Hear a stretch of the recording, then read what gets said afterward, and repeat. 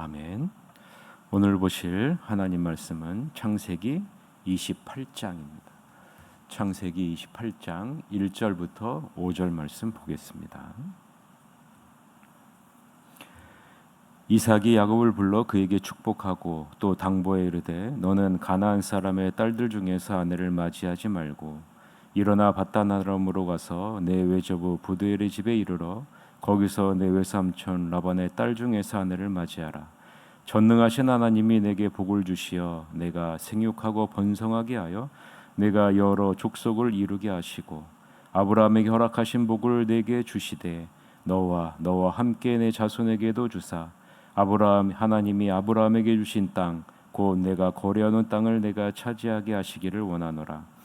이에 이삭이 야곱을 보내매 그가 밧단 아람으로 가서 라반에게 이르렀으니 라반은 아람 사람 부두엘의 아들이요 야곱과 에서의 어머니 리브가의 오라비더라. 아멘. 오늘은 신앙의 순수성을 지키도록 자녀를 축복하라. 신앙의 순수성을 지키도록 자녀를 축복하라 라는 제목으로 하나님의 말씀을 살펴보겠습니다. 이삭은 야곱을 불러 축복한 다음에 이렇게 당부합니다. 가나안 여인을 아내로 맞이해서는 안 된다. 당장 이곳을 떠나 밧단 아람으로 가서 내 외할아버지 부두엘의 집을 찾아가거라. 내 외삼촌 라반의 딸들 가운데 아내를 얻도록 하여라. 그러면 강하신 하나님께서 내게 복을 주시고 수많은 자손을 주셔서 여러 민족을 이루게 하실 것이다. 아브라함의 복을 너와 내 자손에게도 주시되 내가 살고 있는 이 땅 하나님께서 아브라함에게 주신 이 땅을 내가 차지하게 하실 것이다. 이삭은 야곱을 떠나 보냅니다. 야곱은 밧단 아람으로 가서 아람 사람 부두엘의 아들인 라반을 찾아가죠. 라반은 야곱과 에서의 어머니인 리브가의 오라비라 라는 것이 오늘 본문의 내용 관찰입니다. 오늘 본문을 보면서 우리는 이삭이 왜 라반의 딸들 가운데서 아내를 맞이하라고 야곱에게 지시하는가, 그 이유를 우리가 살펴볼 필요가 있고, 또 이삭이 본래 성숙한 신앙의 모습으로 다시 돌아왔는데 이 돌아오게 된 이유가 무엇일까, 다시 우리 한번 살펴볼 필요가 있겠죠. 여러분이 생각할 때 이삭의 약점은 무엇이라고 생각하십니까? 이삭의 약점 혹은 여러분의 약점, 나의 약점은 무엇일까? 오늘 본문에 나오는 이삭의 약점은 무엇이라고 생각합니까? 이삭은 하나님의 작정을 그 가정에서 강하게 주장하지 못한 것이 이삭의 약점이라고 생각할 수 있습니다. 여러분, 하나님의 작정이 무엇일까요? 창세기 25장 23절에 보면 여호와께서 그에게 이르시되 두 국민이 내 태중에 있구나. 두 민족이 내 복중에서부터 나누이리라. 이 족속이 저 족속보다 강하겠고 큰 자가 어린 자를 섬기리라 하셨더라 라는 것이 하나님의 작정입니다. 큰 자인 큰 아들 에서가 작은 자인 야곱을 섬기게 될 것이라는 것이 하나님의 작정이고, 이런 하나님의 작정을 가정에서 강하게 교육시켜야 되는 것이 이삭의 본분입니다. 그런데 이 이삭의 본분, 하나님의 작정을 가정에서 자녀들에게 강하게 가르쳐야 되는데 그것을 강하게 가르치지 못한 것이 바로 이삭의 약점이라는 겁니다. 만약에 이삭이 하나님의 작정을 굳게 파수하고 에서를 강하게 가르쳤다면, 야곱을 강하게 가르쳤다면 에서와 야곱 사이에 분쟁은 없었을 겁니다. 그러나 이삭은 하나님의 작정, 하나님의 말씀은 잊었고 자식을 하나님의 신앙으로 교육하는 것에 실패하게 된 것을 우리는 에서의 모습을 통해서 볼 수 있죠. 여러분, 이 결과가 어떻게 나타납니까? 에서의 모습을 통해서 나타나게 됩니다. 에서는 장자의 명분을 가볍게 여겨 팥죽 한 그릇에 장자의 명분을 팔아버립니다. 창세기 25장 31절서부터 34절을 보면 야곱이 이르되 형의 장자의 명분을 오늘 내게 팔라. 에서가 이르되 내가 죽게 되었으니 이 장자의 명분이 내게 무엇이 유익하리요? 야곱이 이르되 오늘 내게 맹세하라. 에서가 맹세하고 장자의 명분을 야곱에게 판지라. 야곱이 떡과 팥죽을 에서에게 주매 에서가 먹으며 마시고 일어나 갔으니 에서가 장자의 명분을 가볍게 여김이었더라 라고 말씀하죠. 하나님께서 허락하신 장자의 명분을 겨우 한 끼 식사거리에 거침없이 팔아버리는 모습이 에서의 모습이라는 것. 가볍게 여긴다는 말의 의미는요, 멸시한다, 비웃는다라는 의미입니다. 즉 에서는 자신의 능력과 힘을 의지하여 하나님의 축복은 필요 없다. 자신의 힘과 능력이 더 크다라고 생각을 하게 된 거예요. 쉽게 말하자면 지금으로 적용하자면 이런 말이죠. 내 힘과 능력으로 얻게 된 물질, 능력, 권력이 하나님의 축복보다 더 낫다라고 여기게 된 거예요. 그러니 삶의 우선순위가 어디로 바뀌어지겠습니까? 이 세상의 물질과 이 내 능력과 힘이 삶의 우선순위로 바뀌어지게 되는 겁니다.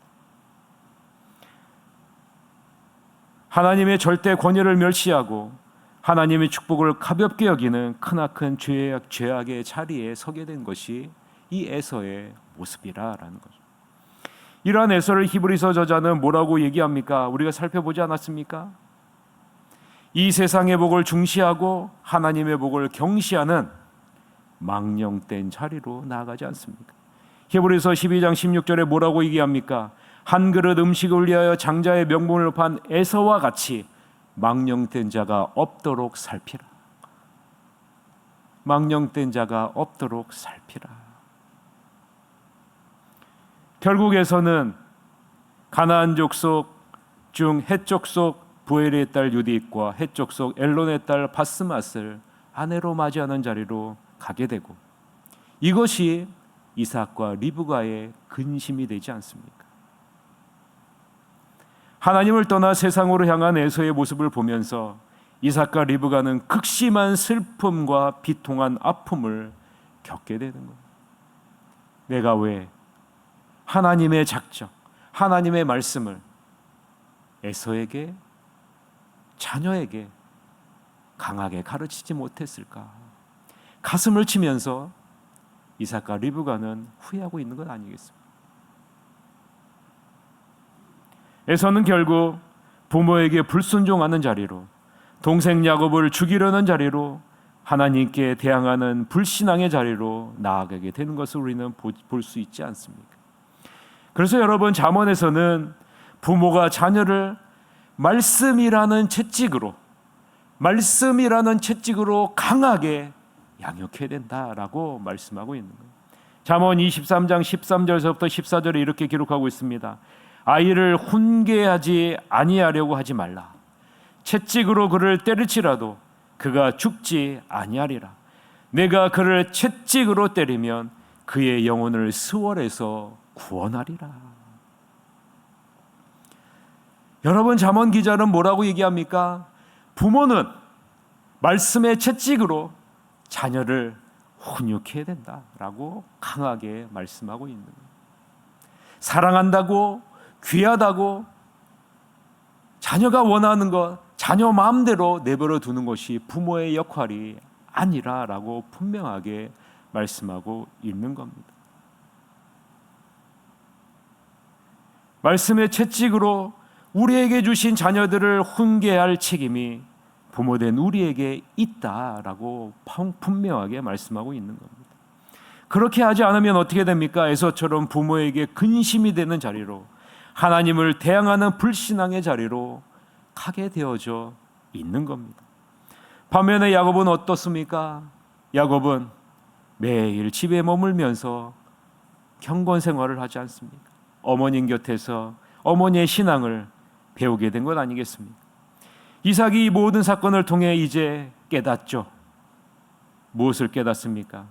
하나님의 작정하심을 다시 한번 깨닫게 되고, 이 하나님의 작정하심이 야곱에게 있음을 이 모든 사건을 통해서 깨닫게 되는 겁니다. 이삭은 야곱에게 속아 장자의 축복을 베풀지만 이제 야곱을 진정한 하나님의 약속의 상속자로 인정하는 자리로 나아가게 되는 겁니다. 그리고 엄숙하게 믿음의 축복을 전달합니다. 이삭은 야곱이 하나님 아브라함의 언약, 즉 축복의 계승자임을 공식적으로 선포합니다. 그래서 야곱은 에서와 같이 하나님을 모르는 이방 여인은 아내로 취하지 않도록 이제 어떻게 해요? 저 멀리 밧단 아람으로 보냅니다. 이삭이 아내 리브가를 어떻게 얻었습니까? 신앙의 순수성을 갖고 있는 아내를 어떻게 얻었습니까? 그것을 다시 한번 그 신앙을 회복하는 자리로 나아가게 되는 것이죠. 신앙의 순수성을 지키도록 같은 혈통의 여인과 결혼하도록 하는 것입니다. 에서에게는 한마디도 하지 못했던 이삭이 이제는 각성하여서 야곱에게 강하게 주장하고 있는 겁니다. 너는 반드시 밧단 아람으로 가야 된다. 신앙의 순수성을 너는 유지해야 된다라고 강하게 야곱에게 말하고 있는 겁니다. 본래의 모습으로 돌아오는 거죠. 이 모든 과정을 거쳐서 야곱은 깨닫게 된 거예요. 내 약점이 이것이었구나. 내가 잘못한 것이 이것이었구나. 가나안 우상을 섬기는 이방 여인들과 결혼하지 말고 하나님을 아는 동족 외삼촌 라반의 딸 중에서 아내를 반드시 취해야 된다라고 말씀하고 있는 겁니다.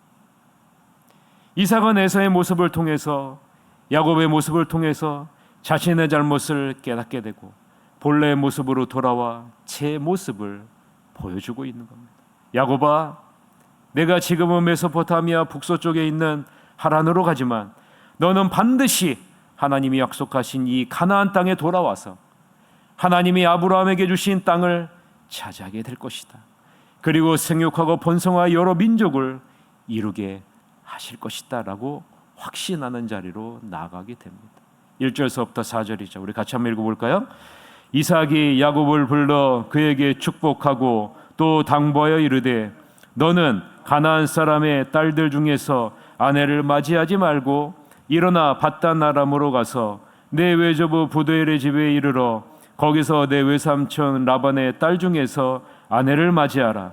전능하신 하나님이 내게 복을 주시어 내가 생육하고 번성하게 하여 내가 여러 족속을 이루게 하시고 아브라함에게 허락하신 복을 내게 주시되 너와 함께 내 자손에게도 주사 하나님이 아브라함에게 주신 땅 곧 내가 거류하는 땅을 내가 차지하게 하시기를 원하노라 라고 말씀하죠. 여러분, 오늘 본문 1절에 뭐라고 이해합니까? 축복하고 또 당부했다. 이삭이 제자리로 돌아오는 거죠. 제자리로 돌아온 거예요. 그리고 여러분, 마지막 구절에 뭐라고 얘기합니까? 마지막에 1절 4절 마지막에 뭐라고 얘기합니까? 내가 차지하게 하시기를 원하노라 라고 말합니다. 여러분, 한글 성경에서는, 우리가 갖고 있는 한글 성경에서는 원하노라 라는 것이 약하게 느껴져요.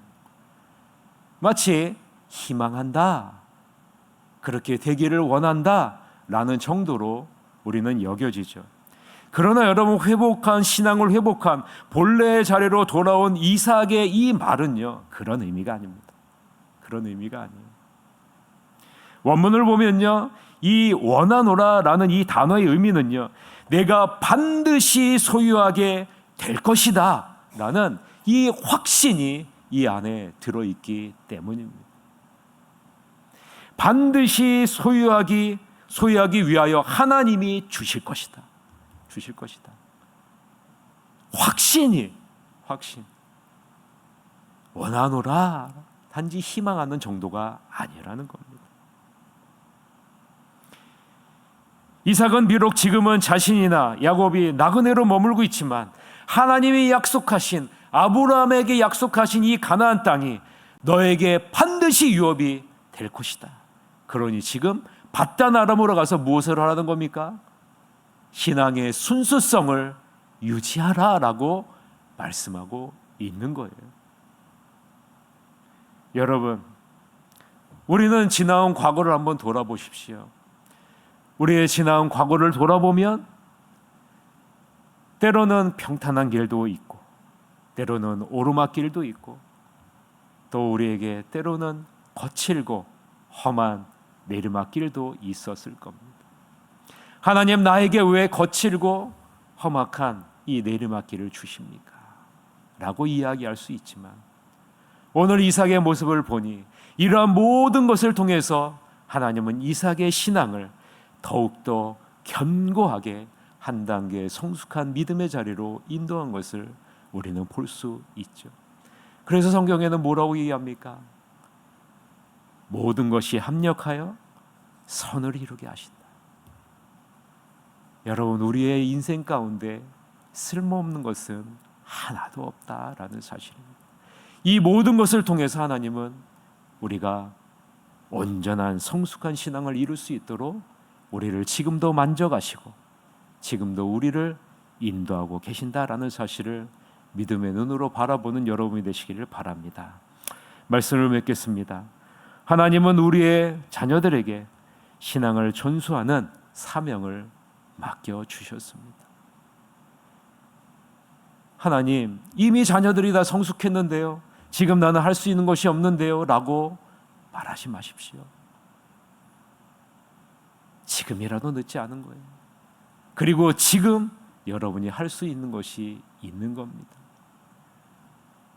가장 먼저는 자녀를 위해서 기도해야 되는 거예요. 그리고 할 수만 있다면 여러분이 하나님의 말씀을 담아서 말씀의 채찍으로 여러분의 자녀들에게 이야기를 해야 됩니다. 무엇을요? 신앙의 순수성을 유지해라.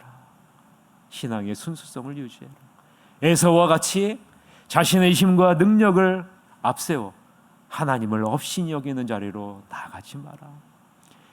예배를 업신이 여기는 자리, 하나님의 말씀 앞에 서는 자리, 기도하는 자리, 찬양하는 자리를 업신이 여기는 자리에 서지 않도록 여러분의 자녀를 위해서 기도해야 됩니다. 그리고 여러분의 다음 세대에 여러분이 소유한 이 믿음을 계승할 수 있도록 우리는 이삭과 같이 최선의 노력을 다해야 된다라는 사실입니다. 이것이 우리가 자녀에게 줄 수 있는 최고의 선물입니다. 여러분, 이 세상 사람들의 수준과 같이 여러분을 부르시지 않았어요. 이 세상 사람들은 자녀에게 줄 수 있는 최고의 선물이 무엇입니까?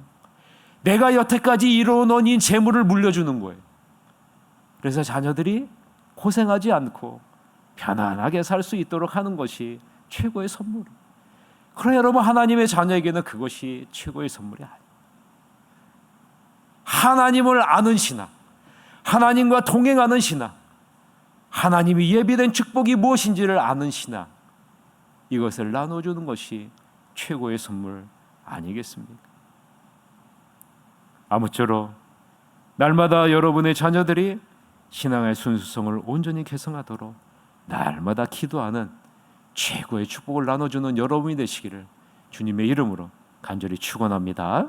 기도하시겠습니다. 하나님